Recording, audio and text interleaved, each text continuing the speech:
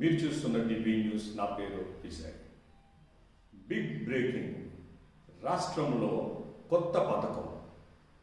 తెలంగాణ రాష్ట్ర ముఖ్యమంత్రి రేవంత్ రెడ్డి రాష్ట్రంలో రాజీవ్ గాంధీ సివిల్స్ అభయ హస్తం పథకాన్ని ప్రారంభించారు. ఇందులో భాగంగా సివిల్స్ ప్రాథమిక పరీక్షలో పాస్ అయిన అభ్యర్థులకు ₹1,00,000 వరకు సాయం అందించనున్నారు.